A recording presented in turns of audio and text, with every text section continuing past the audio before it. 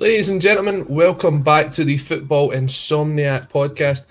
I'm joined once again by my usual co-host, Callum McFadden. Callum, how are you going? Not bad at all, Colin. Looking forward to this. Plenty to get our teeth stuck into as always. I mean, I was just saying to you before we came on air, I got my second vaccination today. Delighted to have had that done. And I said to you I hadn't had any major side effects yet, but I did ask you how you going. So maybe that's the start of things. This could be an interesting 55 minutes or so. A big warm welcome to everyone who's joining us on Facebook, on YouTube, and on Twitter. We are live, so do leave your comments and we'll bring them up on screen. We've got a lot to discuss this week, as Callum says, a lot happening in the world of football. We'll be discussing the new television rights for the English Premier League and discussing whether the bubble will finally burst for them. The main caption you can see on the screen there, Gianluigi Buffon to leave Juventus. Where's next for one of the greatest goalkeepers of all time? And is he the greatest goalkeeper of our generation? Now, we're going to go back as far as the 1990s for that one and discuss some people that might be ahead of him. We're also going to discuss the plastic pitch scenario. Are they fit for the top league and the top flights of football? We also have a new interesting segment, which is random football news, and I think you'll look forward to that. A bit of a humorous take on some interesting stories across Europe. And then later on, we will be joined by Ryan McGinley from the Celtic the Thunder podcast, who will be giving us his predictions in the Insomniac Super 7. But Callum, I think the best place to start is close to home and down south. It's the English TV rights for the Premier League. The new cycle for the years 2022 to 2025 have now been awarded. And breaking with tradition, the Premier League have decided not to put these out to auction, but to roll over the contract they already have. Callum, are you surprised at this move? I think, given the pandemic, it's a sensible move from the Premier League to retain the money that they've already had in the last 3 years and get that guaranteed, I suppose, for the next three. I think it's wise for Sky and BT as well, because Amazon, let's be honest with you, Colin, have got a pretty cushy deal. They've got the games over Christmas, and they obviously sell a lot of products on Amazon Prime towards Christmas, so it's the perfect time for them to have games. So I think product placement there. It is, and they don't pay an awful lot for the matches that they've got. I think Sky and BT, I don't think they could afford to pay any more. It was a 10% reduction with this current deal from the one previously. So I think it's done Sky and BT a favour, because I think when you look at Amazon, you look at Facebook, maybe even something like Twitter or Netflix or whatever it may be, I think they would have been potentially in danger of losing one of those packages of rights. So I think from the Premier League's point of view, it's sensible given the sort of environment we're in. Yeah, and I mean, the deal reported, as you said, is to be a 10% drop based on inflation. It is the exact same price as what they paid back in 2016 for the rights up to the end of next season. But those rights deals were also a reduction as well. I think that came down from somewhere in the region of 5.1 billion down to 4.7 over 3 years. So again, a drop of £400 million there. And that represents roughly a 25% drop since 2012 for the television rights. Now, that in itself suggests that the interest in the packages are waning. There's more games being shown, so the cost per game is actually going down. Do you think this is a fair reflection on the financial landscape of English football, or do you think it's just a case of the interest in the games maybe starting to tail off?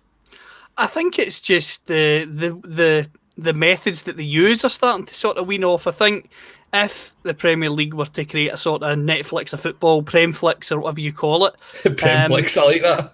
I think if they created something like that, what they make over the 3 year cycle, they could probably make every year.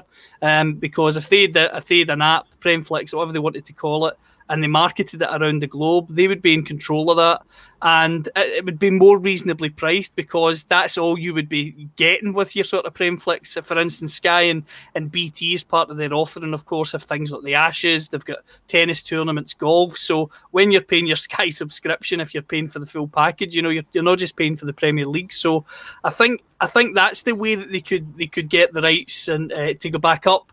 with the current TV model, Colin, I think it's naturally plateauing now, because Sky and BT have had a tough time in recent years, even before COVID, trying to make sure they can maintain customers on broadband, etc. So I think football's something that definitely interests people and definitely gets people involved. But when you consider there are an awful lot of people that will maybe have a Sky subscription and not pay for football. So I think it's one of these things where, with the current broadcasters, you'll see this level of money, and then come the next lot in 3 years' time, I wouldn't be surprised if the Premier League are going to be working on, as I say, a Premflix type model, or trying to get Amazon to come in and maybe take it exclusively for a bumper price, because they've got more money than God, as people would say. Yeah, and there was reported competition. DAZN, an American, US, Canadian based company, were looking to get involved. Disney, you might have seen that on the new Disney Plus. And Amazon were actually rumoured to be wanting to buy more of these packages. So it is very interesting. But we just discussed about 2 or 3 weeks ago the idea of the European Super League and these so-called big six clubs in England who are looking to get involved. And we discussed at length the sort of money they would be getting from television deals, from sponsorship deals. Do you think that if this trend was to continue, that something like the European Super League may actually come back into the forefront? I think UEFA, to be honest with you, Colin, with this new sort of Swiss model they're going to bring in for the Champions League that's already been approved, I wouldn't be surprised to see UEFA try and go to someone like a JP Morgan and try and get a down payment of several £billion, as was the case with the Super League, and try and get that out to clubs as a sort of sweetener.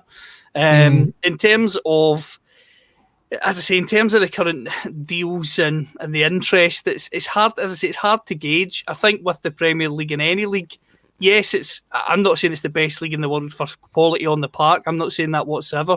It's undisputably the best marketed league in the world. Nobody can argue with that, with the money they bring in. But naturally, over time, one of the arguments that was made in Monday Night Football recently I found interesting. For all its glory, the Premier League very rarely tends to have the top 5 players in the world within it. You think at the moment, you still think of Messi, you think of Ronaldo, you think of Neymar, you think of Mbappe.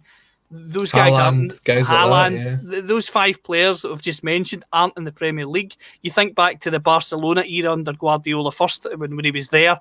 Yeah, Xavi, Iniesta, Messi, his pomp, Eto'o, his pomp. Yes, Eto'o and certain players have arrived years later, but when these top players are at their peak, for whatever reason, they don't tend to play in England. So over time, I think that is going to impact it, and that's where you're seeing the Champions League rights grow. I mean, the rights for the Champions League that BT paid, for instance, were an all-time record when they took it from Sky, and I think that seems to be where the interest is starting to go. And no disrespect to teams like Crystal Palace and Burnley, but they aren't the draw. And I think that's where the Big Six know they've got a bit of power to demand more TV money. Because let's be honest with you, when Sky are paying for those packages, they're paying for the exclusive rights to Liverpool, Man United, Chelsea, Arsenal, or whatever it may be. The Burnley Palace games are just coming as part of that pack. And if they lost them, do you really think they'd be fussed? I don't think they personally would be. The thing is, though, we're talking about a reduction now. It isn't really a reduction, as we said. It's 4.7 billion, the exact same as what it was for the last 3-year period. But everything else goes up in value. Players' wages continue to go up. Transfer fees continue to go up. So these clubs are now looking at the revenue that they're bringing in and saying, well, we're not going to get an increase in television revenue, so we've got to look to the revenue coming in from elsewhere. And I think that's one of the reasons why the European Super League was attractive to these alleged Big Six clubs. But then that's taken away from this kind of cycle that we look at now. You saw the fan pressure, you saw the way that fans reacted. So I would say the Super League's probably shelved for a good couple of years, considering the reaction to that. So what can these clubs do? Because there is such a thing, and everybody's got their own opinions on it. I don't think it's fundamentally run properly, but financial fair play comes into this. Because if you want to attract the big players to your club, you have to pay the big wages, you have to pay the big transfer fees. Now, the television revenue for these teams was one of the main sources of their income. Between that and sponsorship, it took up roughly about 60 to 70% of a lot of these teams' budgets. Now, if that's not going up and their expenses are going up, something has to be done to fill in the gap.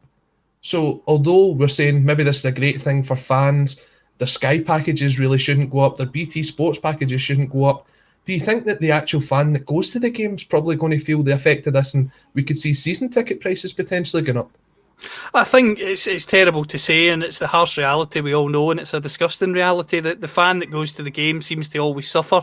8 o'clock kickoffs on a Monday evening for, say, Newcastle Brighton. Yes, for us, we get to see Neville and Carragher battle out for an hour. There's a game of football and they're on for another hour at the end. So watching it in the house, fantastic, great, sign me up. If you're a Newcastle fan being asked to travel to Brighton on a Monday night for an 8 p.m. kickoff, and then obviously you've got work on the Tuesday, it just completely takes you out of that scenario.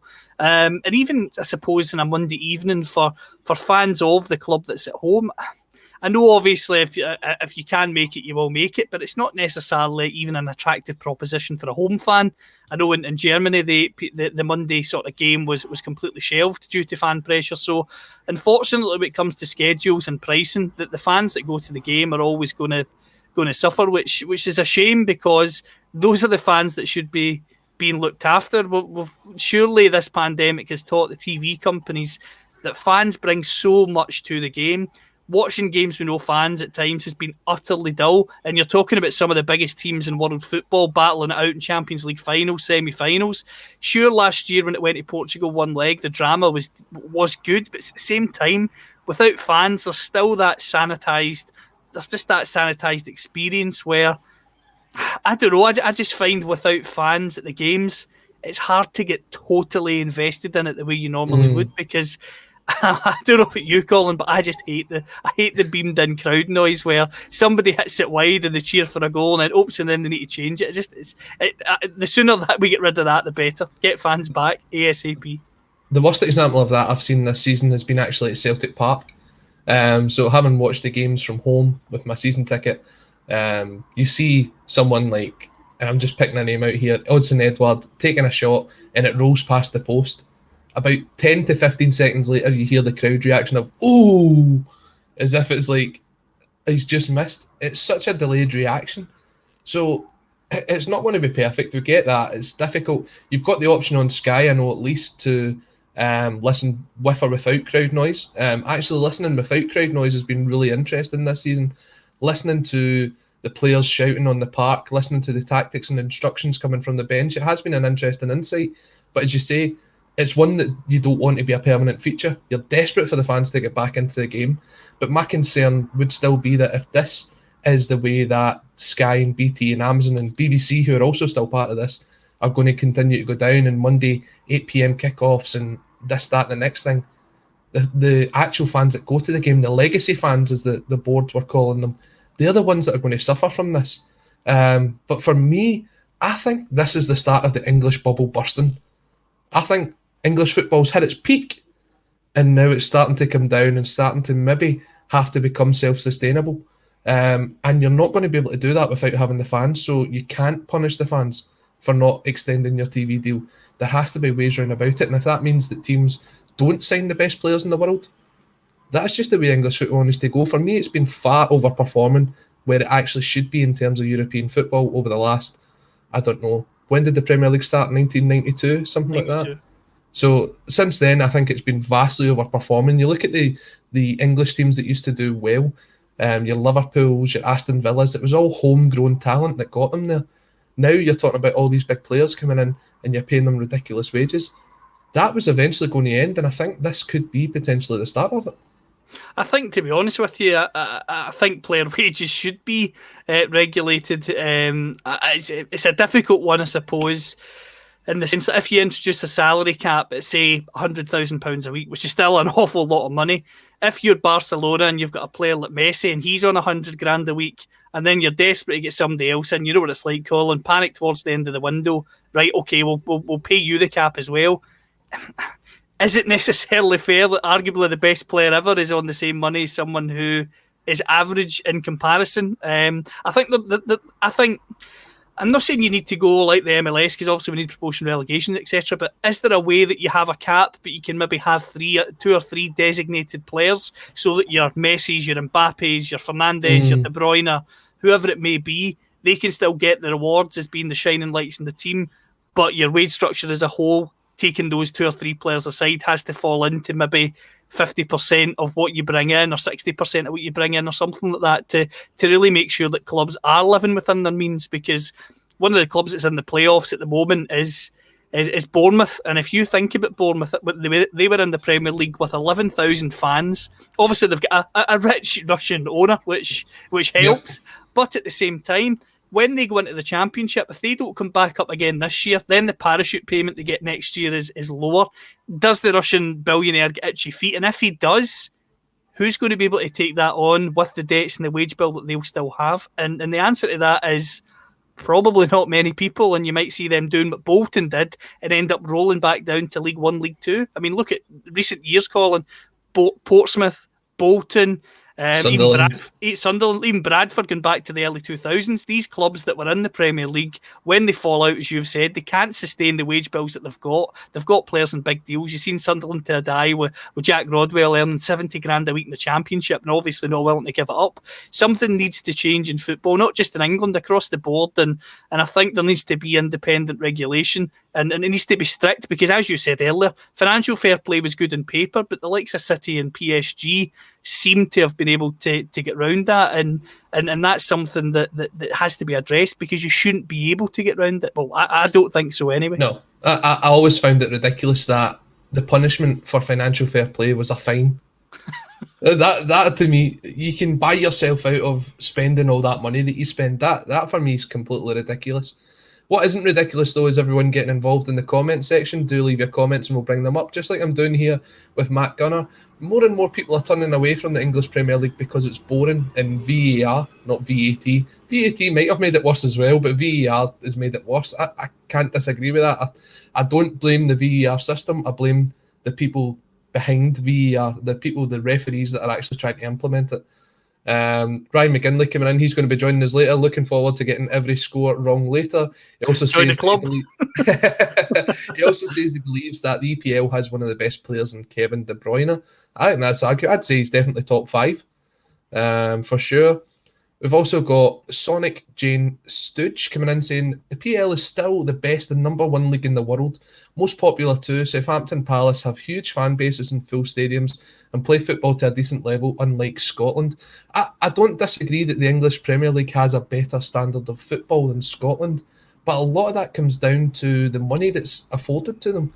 As you mentioned, these teams like Sunderland, Southampton, like Palace, all have budgets that are 3, 4, maybe 5 times anything that Celtic or Rangers have in the Scottish League. So it's like trying to compare apples with oranges when you compare the standards. It's never going to be on a fair, even playing field. Well, let's be honest, Colin. I mean, think of a club like Aberdeen, for instance. They've got, a stadium of 22,000 that you could get in, right? That's maybe quite a small stadium that people would say. Put them in the Premier League and give them 100 million quid a season, and I guarantee you Aberdeen will have a whole team of internationals and they'll be producing some great stuff on the pitch. So I understand that argument. Southampton and Palace, yes, are better sides than most of the teams in Scotland. You could argue all, potentially. But when they've got the wage bills that they do, I mean, Wilfred Zaha on 150 grand a week, by all accounts. I mean, if any team in Scotland was able to offer that sort of money, you would expect them to be better on the park. Of course, mistakes can be made in the market, but money goes an awful long way. Of course it does. Definitely. And I know that this will be followed up later by a good friend, Dave Claxon, on the Smart Money podcast. So we haven't stole too much of your thunder here, Dave. I'm sure everyone will tune in to hear the actual business side of it and not just two guys that like a bit of football. So definitely check out his podcast that is on the State of Mind channel. Now, the main story that's running across the screen here, you can see Gianluigi Buffon. He's set to leave Juventus, and we're asking where is next for one of the greatest goalkeepers of all time.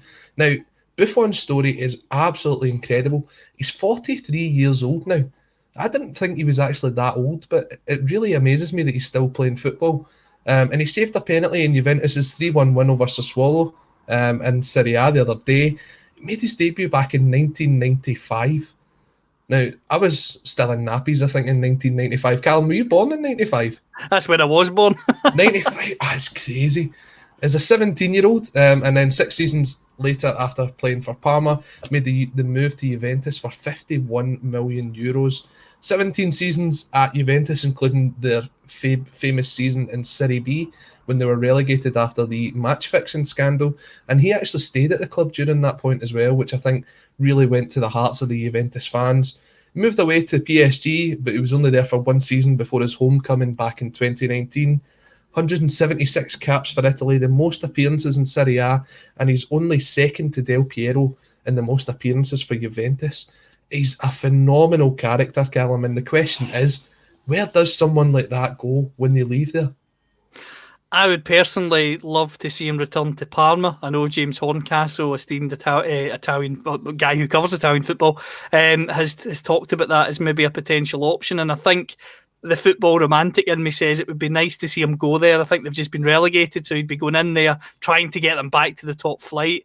Maybe do a 2-season job where he gets in, tries to get them back to the top flight, and then plays one last season in the top flight to retire with the club where it all began. And I think that's something that I would personally like to see. I don't want to go somewhere and be a number 2 again. I know with Juventus, the draw of going back there is something that probably was too good to turn down, even though he was going to be Chesney's understudy. But if we're going to see only one more season of him or 2 more seasons, I hope he goes somewhere and gets a run of games, even if it's maybe moving, as I say, to a Parma who are in the division below, or someone in the lower half of the table, because he's too much of an icon to just be sitting on the bench at a massive club and getting the odd appearance here and there. I want to see him go out with another season under his belt, because he's a majestic keeper, even at his age.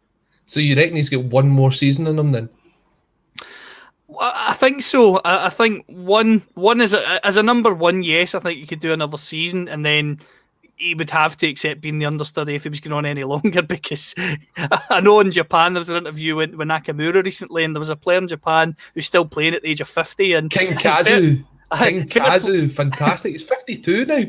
Fair play if Buffon wants to go on that long, but I think one more season as a number 1, and then he could be a player goalkeeping coach or something, and dip his toe in the water when he feels like it. But I think he's got one more season if he really fancies it. He did say that he's had contract offers from 5 or 6 big European teams. Do you think he could go to someone that's kind of still playing in European football, like in the Champions League or the Europa League? Or do you think, as you said, he maybe needs to drop down to like a Parma to see out the rest of his career? I think with certain clubs that are going to be in the Europa League or the Champions League, I'm trying to think of teams that have been in it in recent years. Someone like, and I'm not saying he would necessarily go to these places like Bulgaria, like someone like Ludogorets, who are going to say be in the Champions League group stages, right? Does he fancy going to a club like that where he is the undisputed number 1 and he gets a full Champions League campaign, albeit it might just be 6 games, and drop into the Europa or whatever? Does he want to go somewhere where he can play European football for that one last time and be the number 1? Or, as you say, Colin, does a massive club like a Chelsea or a Bayern Munich or even a Madrid, Barcelona bring him in as an understudy? Potentially. As I say, I just, wherever he goes, I want to see him play. He's one of those players that when he's gone, you'll miss what he brings to the game. So I want to see him go somewhere and play. And if you're an outside bet, part of me just thinks, is he the sort of player Mourinho would love to work with? I'm not saying he would go to Roma, but Mourinho is the sort of guy who over the years has always, like, he brought in Eto'o when he was maybe a wee bit older. He likes to bring in those type of players, and in his first season, having somebody like Buffon between the sticks would be incredible. I think for me, there's one thing that probably keeps Buffon wanting to play, and I think it's the reason that he went to PSG as well. He's never won the Champions League, and I'm sure that's probably the one thing that keeps him playing football, is the fact that he wants to win the Champions League. Went to PSG when they had all those superstars there, and they've been favourites to win that tournament for the last 3 or 4 seasons and never quite done it. Come back to Juventus when Ronaldo joined as well. When Ronaldo joins, you know it sort of brings success. It's not been there for Juventus. Could he maybe go to someone like a Man City and be the sort of Scott Carson type? Scott Carson could potentially win 2 Champions Leagues and have never played a minute. It's incredible. I mean, I don't think he would care now with the amount of games that he's played. As long as he gets that winner's medal, that's probably all he's after. No, that's a fair point, Colin. I think to get the winner's medal, hold the trophy aloft, I don't think there would be any football fan, even if he only played 2 minutes of the Champions League campaign in the team that wins it, if he was to go somewhere that and a team won it, I don't think there's a football fan that would sit there and say, I begrudge him doing that. He's only been in it for the money and sitting there taking a pay packet. I think people would say, you know, with the career he's had, he deserves this, and it's a sight that many people want to see, him holding the cup with the big ears aloft. Just bringing some of the comments in, we've got G. Bacale saying Scott Bain would still get a game for Celtic ahead of Buffon. I'm sure that's tongue in cheek. That's Scott Bain's dad that's wrote in there. That's Bain's dad. Ryan McGinley coming in saying the problem for Buffon is that he couldn't go to China to chase the mega bucks, and he knows he was at PSG. China don't allow foreign goalkeepers, only Chinese ones to boost their development. So again, he couldn't go after the money. Phil DeMarco coming in saying Buffon playing with Parma, watching it on Channel 4, he saved a penalty and the ball got cleared back but then put into the box. He was still in the crowd with the fans. It was mental. I missed the Italia football on Channel 4. You mentioned James Richardson, and that just brought up the memories of him being on there. Thomas McBretty saying he's off to Roma, just backing up what you said on the Jose Mourinho discussion. Now, looking at it, in your opinion, is he the greatest goalkeeper of modern football era? Now, I'm going back as far as 1990, because that's probably as far back in football terms that I can properly remember. I think the argument... I think before that, goalkeepers were a different breed, so I'm going to go for the 90s onwards. Is he the greatest goalkeeper of that era? I think the argument would be between him and Iker Casillas potentially, just in terms of what they've both won it for club and country. Some people might argue Casillas edges it because he's won the Champions League. I think that would be harsh, to be honest with you. I've just seen in the comments there a comment from Manuel Neuer. Stats up. Iker Casillas, 100. Oh, sorry, I think we had a bit of interruption there, Callum. I'll just bring the stats up on Iker Casillas. 167 caps for Spain, 5 La Ligas, 3 Champions Leagues, 1 World Cup and 2 Euros. Now, I'm going to throw another couple of names out and put it into the consideration. You get Petr Cech, 124 caps for his country, 4 Premier Leagues, a Champions League and a Europa League. Manuel Neuer, 98 caps for Germany, 9 Bundesligas, 2 Champions Leagues and a World Cup. Oliver Kahn, I think someone that probably gets brushed over in a sense of that. 86 caps, 8 Bundesligas, a Champions League, a UEFA Cup and a Euros, and maybe a kind of left field one here, but Peter Schmeichel. 5 Premier Leagues, 1 Champions League, 129 caps for Denmark, and he scored a goal. I didn't know that he'd scored a goal for Denmark. That doesn't surprise me, to be perfectly honest with Peter Schmeichel. But out of those 5, who is number 1? Or out of those 6, who's number 1? I think the top 3, in my opinion, would be, you'd be fighting between Casillas, Buffon and Neuer for me. Neuer with edge Kahn, in my opinion, and I think there's Ryan McGinley in the comments there talking about how he's changed the game, and I think he certainly has, in the sense that he was the sweeper keeper, and when he initially started it, a lot of people thought, that's far too risky, I wouldn't want my keeper doing that, and then for a number of years he just seemed unstoppable. He was like an outfielder when you wanted him to be, and of course the goalkeeping position is changed to that. But in my lifetime, obviously 95 onwards, those 3 would be the 3 for me. Casillas, Buffon and Neuer. I think I would give it to Buffon. I think Buffon for me just edges the other 2. I think Neuer would go in second place for me, and then Casillas number 3. So I would give it to Buffon, Colin, and I do hope he goes out with a Champions League win. Do you think that the unfortunate what happened to Iker Casillas, do you think that's what maybe stops him from being up there? Because I think he had to retire, was it at 34, 35? He basically, it wasn't a full-blown heart attack, but he had some real serious heart issues on the park when he was playing. So is that what stops him from being up there? A couple of people in the comments saying they'd probably choose him over Buffon. I think one of the things that might go against Casillas is how it ended at Real Madrid. Well, when Mourinho was there, for sure, he was dropped from the team. He obviously ended up joining Porto and playing for Porto for a couple of seasons. And if you're being hypercritical, you could argue that Buffon's always played at the top level, albeit he stuck with Juventus when they went down the division. But he never had to go and play for a Porto, and he's 42 now, and he's always been able to play at that top level throughout, other than maybe the season when Juventus were down there. So it's a hard one. As I say, I think Casillas has to be recognised as one of the greats for sure. And I think it's just toss of a coin between the 3 of them, to be honest with you. Again, Oliver Kahn probably feels hard done by. Schmeichel for me was an excellent goalkeeper, but I just think towards the end of his career, again, he spells at Man City, Aston Villa, not particularly glittering towards the end. He won an Intertoto Cup with Aston Villa. Never rule out the power of the Intertoto Cup. Well, do you know, Cole, I've changed my mind. That wins it. He wins it hands down. Nobody else has got that season. No, I mean it's really split. Everyone that's watching, I'm just going to bring up some of the points. It's the person that's definitely not Baines Da. He's saying that it's Manuel Neuer. Adam Crockett agrees it's Buffon. Ryan McGinley, as you're mentioning, in terms of changing the game and influence, it's Manuel Neuer. Sonic Jane Scrooge, Casillas over Buffon. Thomas McBrady, Oliver Kahn. This is one that I think if you ask 100 people, you're going to get maybe 50 or 60 different opinions. I don't think there's going to be one that absolutely stands out to be he is the person that everyone would go to. But I mean, so you've said your top three are who again? So my top three: number one, Buffon; number two, Neuer; number three, Casillas. Just my lifetime, as I say, 95 onwards. Buffon, Neuer, Casillas. Whilst I'm still deliberating, I'll bring up some more comments. Sonic Jane Scrooge saying Oblak and Courtois are the best in the world right now. Ter Stegen is a third.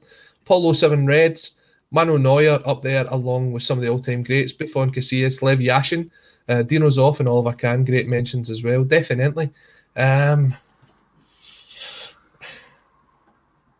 I'll go with Buffon being number one.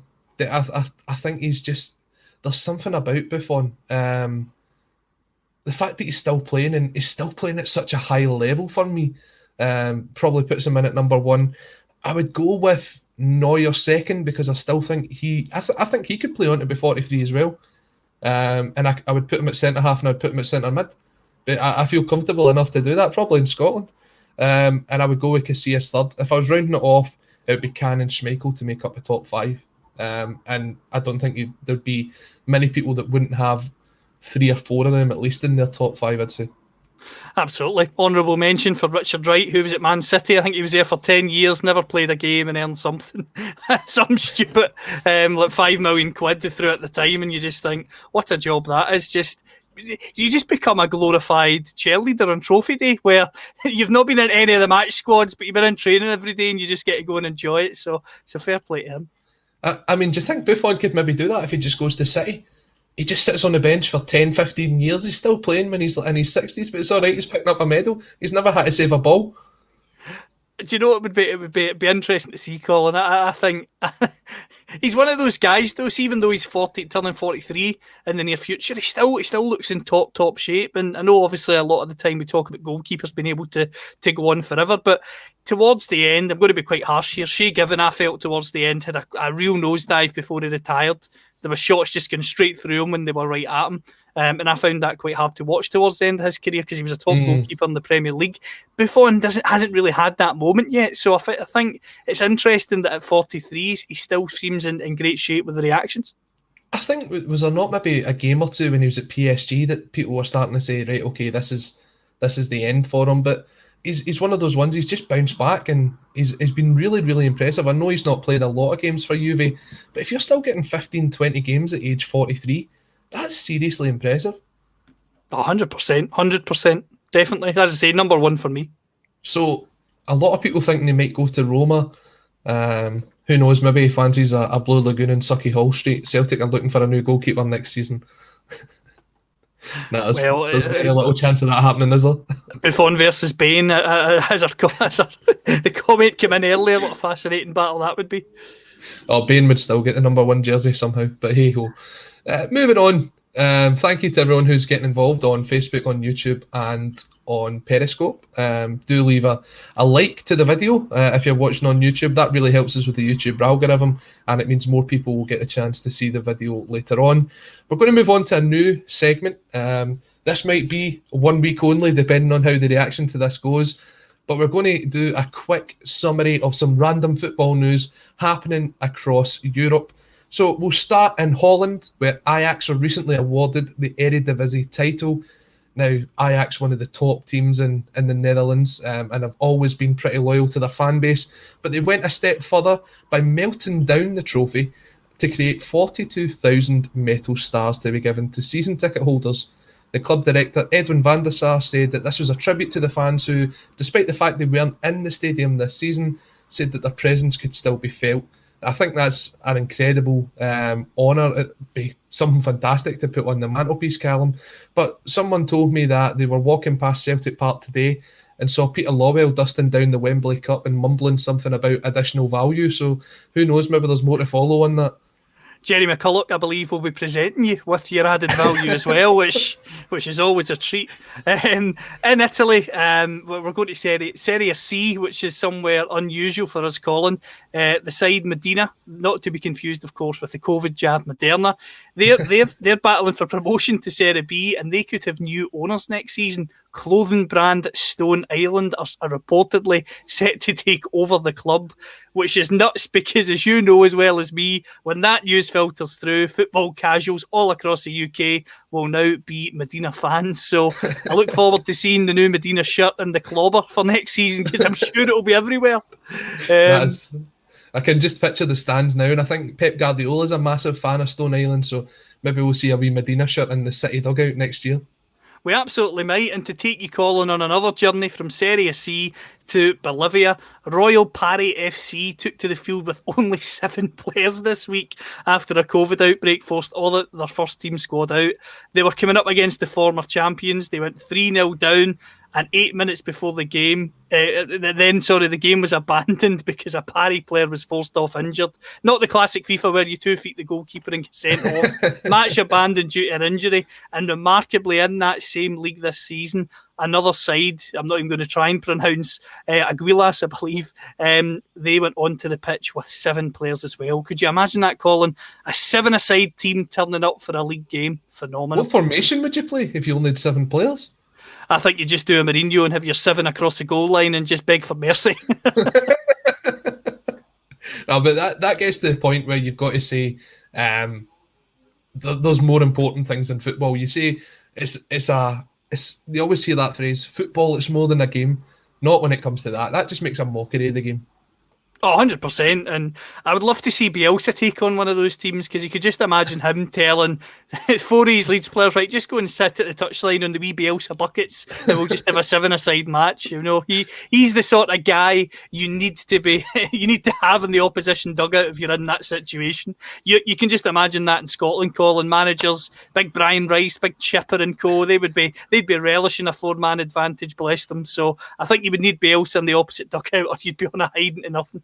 I can already hear people screaming sporting integrity. It's or conspiracies. If that happened in Scotland, a whole different page. Remember the situation with Spurs, Colin? I think it was 2005. They were trying to get a Champions League spot over Arsenal. Yes. And they got food poisoning in the hotel, Lasagna Gate. If that happened in Scotland, there would be a whole, where did they stay the night before? Who cooked the meal? You know what it'd be like? It would be... What school did they go to? Oh, nightmare. But staying in Scotland and staying closer to home, Ollie McBurney was arrested this week after assaulting a man in the street who had been concerned that McBurney was getting just a bit aggressive towards a female that he was with. McBurney confronted the man. You might have seen the video. It went viral on Twitter and on Facebook. The phone was smashed on the ground, and then McBurney took opportunity to punch and kick the man. Now, we certainly can't condone that behaviour from Ollie McBurney. But what is impressive is that he's definitely going out there to prove his doubters wrong and shown that eventually he can get a shot on target this season. About time, Colin. It's only May, but he's managed it. Not in the way Steve Clark would have hoped for, but he has managed it. Oh, the boy's a rocket, as they say. He got jailed. He was held overnight. It's ridiculous, man. Somebody wants to take a word with him. Duncan Ferguson's embarrassed for him.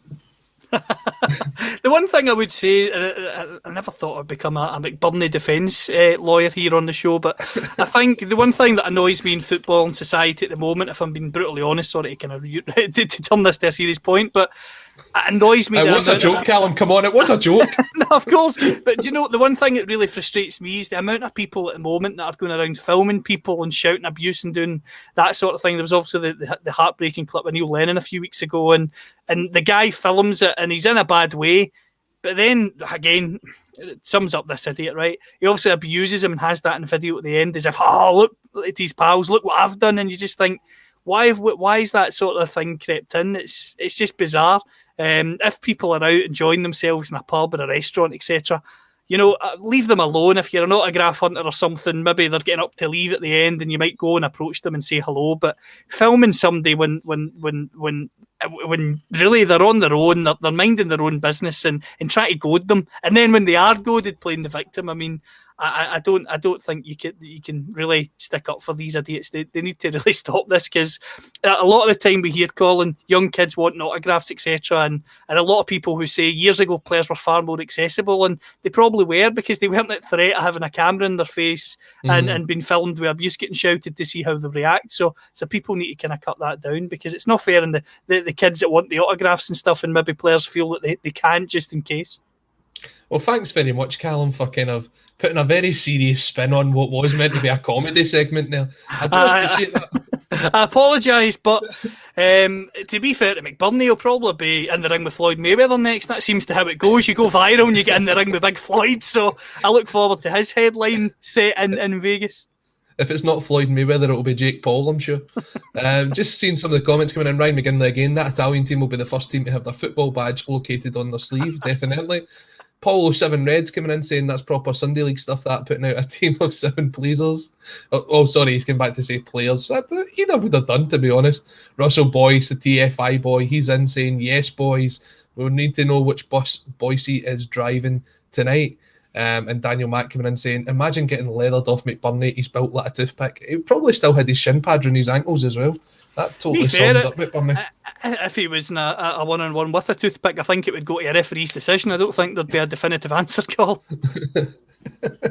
Now, just before we get into the scores, and we do have Ryan McGinley waiting in the wings, just a quick thought on the relegation of what's going on in Scotland. Hamilton looks certain to go down for the first time in what feels like forever. I always thought that they would be the team that survived the nuclear holocaust, but here we are. They're actually going down to the championship, but they're taking with them that plastic pitch, and it looks as if Kilmarnock could also be going down into the playoffs as well. They need to win, and I think they need Ross County to drop points or to lose, actually, for them to have the chance of staying up. That means we'll only have one plastic pitch in the top flight in Scottish football next season. Callum, as a fan, it's just not as enjoyable watching a game on a plastic pitch, is it?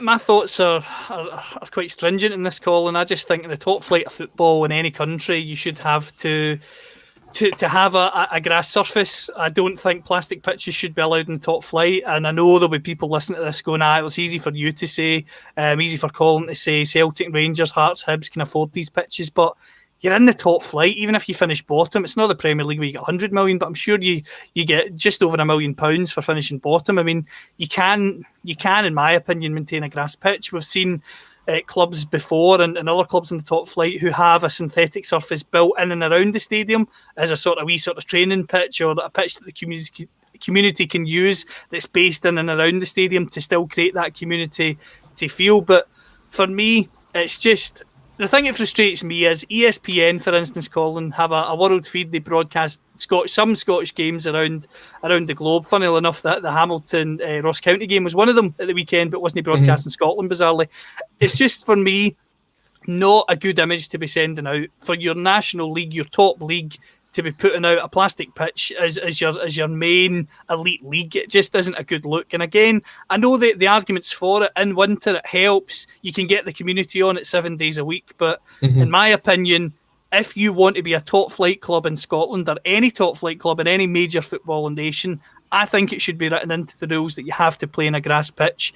And maybe there could be a way for newly promoted teams to get a grant to help them make that transition in the first year, so that it's not just a massive whack on them for coming up. But ultimately, as I say, I just don't think you should be playing in plastic pitches in the top flight. It just makes you look amateurish, and it helps those TalkSport listeners who say my nan could score up there, and Tin Pot, even though they support Shrewsbury. It helps those people, and we don't want to help those people at all. Go back to supporting Harchester Rovers immediately. I like that rant there, and I think if a grand tried to play on a plastic pitch, there'd be certainly a couple of carpet burns. Russell Boyce coming in here saying, do the teams of plastic pitch generate much revenue from leasing it out? Now, I actually did have the chance to speak to David Martindale as part of the Livingston press conference, and you can see that on this channel as well. But he was saying that when it comes to the likes of budget, that's £250,000 added to their budget, and they have a budget of around just over £1.3 million a year. So that's just over maybe 3 or 4 players' wages for the year that they're getting from renting this pitch out. So you can see why the teams are doing it. And it does have durability. It lasts for 5 seasons. But for me, the issue with it is I don't think that each pitch is set at the same standard. I think you see some pitches and it looks as if it's actually grass, and they do a great job of it. And other ones, you just see the ball bouncing and you're like, oh, this is brutal. I mean, the ball bounces one way and it spins to the left and all the wee black beads come up in the air. And anybody that's played sevens on an artificial pitch knows when you get in a shower after you've played, you're still picking them out of your hair about half an hour later. So that can't be the way that top flight football is. And I get you say there's arguments for and against it, but I'll be delighted if there is only one plastic pitch in Scotland next season. No, as I say, I think that there has to be a system where there's maybe a grant for, as I say, a team that's got a plastic pitch and they're in the championship and they come up. I don't have a problem with it outside the top flight because I think for me that's understandable. When you look at the clubs in League One, League Two, Lowland League, Highland League, it's understandable why those clubs would have a plastic pitch and really get the community in and involved, because by nature, they are in a position where they're not generating a lot of money from league prize money. They're not on TV an awful lot, so they're not getting the 60 grand or whatever Sky give you for a Scottish Cup game, and they get that once in a blue moon. So I understand it for them, but I just think in the top flight, as I say, Scotland's not awash with money, but the money in the top flight is a lot better than the Championship, League One and League Two. So when you get to that pinnacle, then in my opinion, maybe a grant to help you transition, but you have to maintain a grass pitch. Otherwise, as I say, when it's broadcast around the world, it just makes us look a bit amateur. Daniel Mack coming in to say, make the whole league play on red ash and we'll see who the better players are. Oh, that. Do you remember when you were at school and you used to play in the red ash pitch? And you'd have your black shoes on for going there, and you'd get home and you'd get absolutely crucified by your mother, just be going, what happened to you? And you'd be like, oh, I went in for a slide tackle. You came out half red, half black. It was some scene. I don't miss the red ash pitch, that's for sure. But we have to move on. It'll be interesting to discuss these games with a contributor from the Celtic the Thunder podcast. So it's great to have him on to look ahead to the weekend's fixtures. Ryan McGinley, welcome to the channel. Hey guys, how you doing? You all right? Not too bad, mate. How's yourself? Yeah, not too bad. I'm glad the season's finishing tomorrow, I'll be perfectly honest with you. It's been a bit of a nightmare, so I'm glad to get towards the end of it and then we can just focus on the Euros now.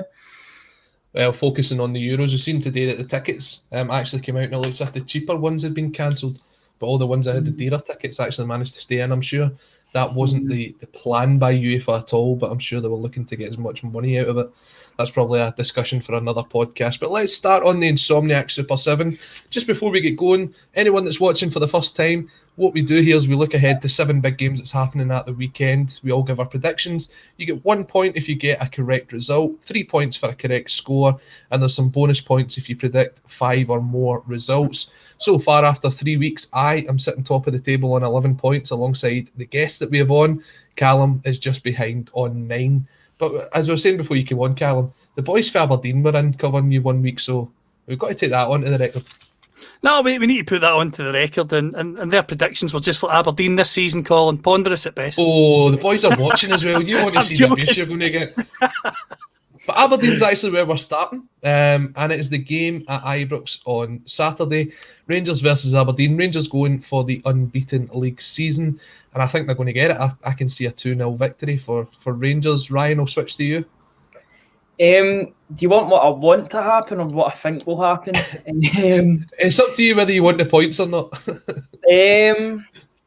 No, I can't really see anyone but Rangers winning. I think they'll be up for it tomorrow. They'll want to get a couple of goals in. And Aberdeen recently shipped 4 against Dundee United. I don't see how they can stop their sort of their leaky defence. Maybe Declan Gallagher coming in next season will help that. But no, I can only see Rangers winning it tomorrow, unfortunately for me anyway. What are you going for? What score are you going for? I'm going to go for 2-0 Rangers. 2-0. See, I need to write these down because it stops me having to go back and watch the podcast to write them down later on. So I'm writing them down now. Callum, who have you got on?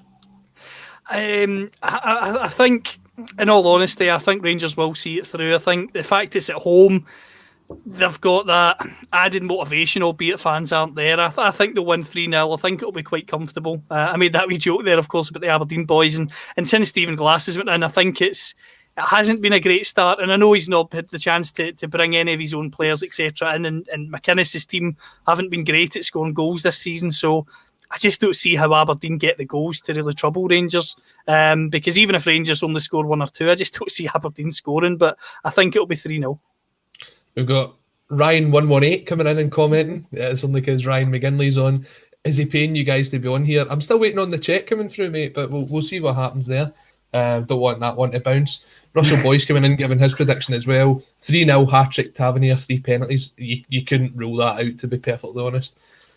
Looking at the bottom half of the table, but on Sundays where things get really interesting, as we said, it looks as if Hamilton, I think unless they have a 10-goal swing, are pretty much guaranteed to go down. And they face Kilmarnock, a team who also need the points to stay up, as we said. They need a victory and they need Ross County to lose for them not to fall into the relegation battle. I think Kilmarnock will get the job done. I'm going for a 2-1 victory here for Kilmarnock, and I'll tell you what I think about the next game after that. When you go, Ryan? Yeah, I think Kilmarnock will win as well, because Kyle Lafferty's been banging them in recently. Did he score a hat-trick during the week? Was it he got? I think he got 2, but I think that's like 12 in 7 games or something like that. It's ridiculous. He loves the post split as well. He always comes alive in that sort of time of year. Kelly are the only team to have anything to play for really in that, unless Hamilton do the unthinkable. I mean, you wouldn't put it past Hamilton with their exploits the past couple of years, but I can't see it happening at all. I think it'll be 2-1 Kelly. See, I think you're just going down the route of copying me so far, Callum, Ryan, and that's not a great idea. Now, Callum, before you speak, you have a soft spot for Morton. Hamilton have done it before. They won 10-2 on the last day, which got them promoted and relegated Morton. Can they do it again? No, Colin, they cannot do it again. I think Kilmarnock will win relatively comfortably. I think it will be 3-1 Kilmarnock. Lafferty's in incredible form. Hamilton will be absolutely devastated at the fact that they are pretty much down now. Brian Rice talked about how it affected him on the evening that it was sort of basically confirmed. So I just think they'll go into the game feeling absolutely distraught, and Kilmarnock will take advantage of that because they know they have to get the job done. And as I say, I think they will. So it goes on to the other game that really matters then, and it's Motherwell versus Ross County. Now, I think John Hughes has done a fantastic job since he took over at Ross County. Graham Alexander, as we mentioned on this podcast, if you look at from when he took over, the form table suggests that Motherwell would be sitting 3rd or 4th with the amount of points that he's won. So he's done a fantastic job there as well. I think the two Fantastics balance themselves out. Ross County are staying up. It's a 1-1 draw. Yeah, I think a draw. It could be a draw. Yeah, definitely. Both managers have done really, really well. I think John Hughes especially will be quite happy that they haven't went down automatically. The fact that they might have at worst a playoff to go alongside. And I think the only thing I would say is I think the teams would much prefer playing against Ross County in a relegation playoff than Kilmarnock, because Tommy Wright just knows what to do in those sort of situations, those sort of high pressure games. But both teams have done well over the course of the year. Obviously Motherwell to get out of trouble. I'm going to say 1-0 Motherwell because they always seem to get goals out of nowhere and that. So yeah, they've done really well this season. I'll go 1-0 Motherwell. So that drops Ross County into the playoff. Callum, who have you went for? I'm going to be brutally honest here, and I'm going to sit on the fence and go for a 1-1 draw because I know both managers and they're both good guys, and I don't want to upset any of them. So I'm just going to go one each and be an absolute chicken. That's all right. There's room on that fence alongside me. The final game in Scotland is St Mirren versus Dundee United. Again, a game that means very little. I think I've been disappointed with Dundee United, and the Scottish Cup semi-final sort of summed that up for me. Although St Mirren weren't great in theirs as well. Although, Callum, you did predict last week that would be the Scottish Cup final, and that didn't go too well. But I think St Mirren will probably wrap up their season with a victory. I'm going 2-1. Yeah, I think both teams will be really disappointed with the way this season's going. Obviously, both teams being in the bottom 6. Both teams wanted to be in the top 6, especially St Mirren. They were there until the last game before the split, so they'll both be disappointed. But I'm going to go 1-0 Dundee United. It'll be a good end to the season for them to put away their sort of disappointment of going out the cup. Lawrence Shanklin's last chance to get in the Scotland squad, Callum. Oh, it is, and do you know, on the last day of the season, you always get an absolutely bonkers game. And I think this could be it. I'm actually going to go for St Mirren to win 4-3. I just think both teams have got nothing to play for, in the sense that, as I say, they're not involved in that relegation battle. They're frustrated about the fact that they didn't get top six. I just think it's a case of relax, go and enjoy the game, and I think we'll see a lot of goals. So I'm going 4-3 in the prediction, Colin, but of course when the video printer comes in, if you've got a coupon, get on 0-0, because whenever I predict goals, they don't come. Now, a game that is coming away from Scotland is the FA Cup final, a big game down south, Chelsea versus Leicester. This is Leicester's first FA Cup final since 1969, and their chance to win their first cup trophy since 2000, when Martin O'Neill lifted the League Cup with them. Obviously, they won the league back in 2015-16. 4 times runner-up, they've never won it. Do you know what? I'm backing them. I'm going Chelsea on penalties. Mm-hmm. Chelsea on penalties? Sorry, Leicester on penalties. Wow. That is the COVID jab kicking in, I'm telling you. Do you know, I'm going to go for Leicester as well, and I don't know if you have seen this. It was the Brendan Rodgers press conference when he was saying he's going to do it for the fallen owner, you know, the guy that died in the helicopter crash. I mean, could you pronounce his surname, please, Ryan? I'm not even going to bother, mate, because that would be old diarrhea, mate. They'll have the spirit of, I think his first name is Vichai. Yep. Yes. Get the spirit of him, and he'll go in their favour. They've got goal scorers all over the team. They've got a great team. I've really enjoyed watching Leicester this season, and they're on form as well, I would say. So I'm going to go for a 1-0 Leicester win. I'm going to go with you two, in the sense that I genuinely do think Leicester will win. I think they'll win 2-1. Something that's not said enough by pundits in England is that Cavani's actually younger than Jamie Vardy. I think people are starting to forget that Jamie Vardy, he's a great striker. He's a striker we've loved watching in recent years, but naturally with his explosive style, I think this season you've seen at times that he's not quite been the same player. He's still been good, but Iheanacho's really stepped up, and Vardy's had a sort of barren spell in recent times. So for me, I think it's a massive occasion, and I'm going to back Leicester to do it. I'm going to back Vardy to do it as well, and I think they'll win 2-1. And I think the beautiful human being Brendan Rodgers will deliver that trophy, as he likes to tell us. Oh, that's probably split half the people that's watching that, Callum. No, but I think what the best thing about this would be the fact that we'll see fans in for the game, which is very, very important as we look forward to getting back into stadiums next season. 2 games to go. We have Atletico Madrid versus Osasuna. Depending on how results go, Atletico Madrid could win the title at the weekend. Last one in 2013-14. Diego Simeone, it's his 10th season in charge of them now, which I find incredible. Could he win his second La Liga title? I'm saying he will. I'm going for 2-0 Atletico. I'm going to go for 3-0 Atletico. I really want Atletico to win the league, I'll be honest. I do. I quite like Barcelona, but I go to and fro them with a lot of their problems that they've got at the moment. And their team's a bit to and fro at times as well.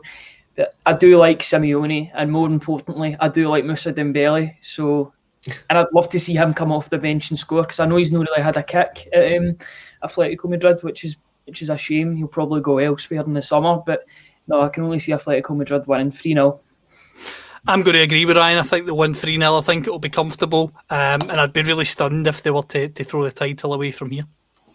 So we've got a minute left before the Clyde boys come on the channel, so we'll go quickly through this last game. It is the Rome derby.